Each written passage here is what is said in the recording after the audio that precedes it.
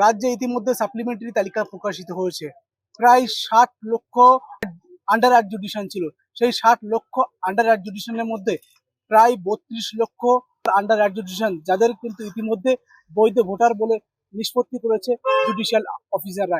একই রকম ভাবে কিন্তু প্রায় 27,16,000 যাদের নাম তাদের তালিকা থেকে বাদ গেছে। ইতিমধ্যে যে একটা বড় অংশের বা বড় অংশের মানুষের নাম কিন্তু বাদ পড়ে যাওয়ার ফলে কিন্তু ইতিমধ্যে তৈরি হয়েছে রাজনৈতিক তরজা এবং চাপা উত্তেজনা।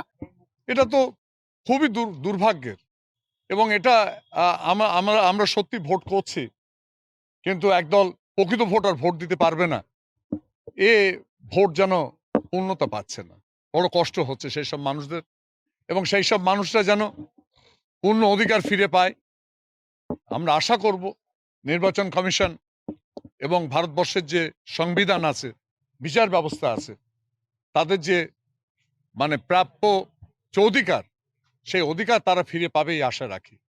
এই বিষয়ে বসিরহাট সাংগঠনিক জেলা তৃণমূল কংগ্রেসের সভাপতি বুরহানুল মুকাদ্দিম লিটন জানান যে এইভাবে কিন্তু ইলেকশন কমিশন অফ ইন্ডিয়াকে ব্যবহার করে বিজেপি কিন্তু তারা রাজ্যে ভোট বৈতরণী পার করতে চাইছে।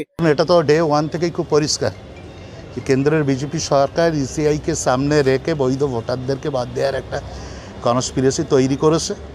মমতা বন্দ্যোপাধ্যায় এই লড়াই সংগ্রামের সাথে আছেন। সাংসদ অভিষেক বন্দ্যোপাধ্যায় সার্বিকভাবে চেষ্টা করেছেন বৈধ ভোটারদেরকে মান্যতা দেওয়ার, কিন্তু বাংলার মানুষের ওপর আমাদের ভরসা আছে এভাবে নির্বাচনী বৈতরণীতে ভারতীয় জনতা পার্টি জয়লাভ করতে পারবে না।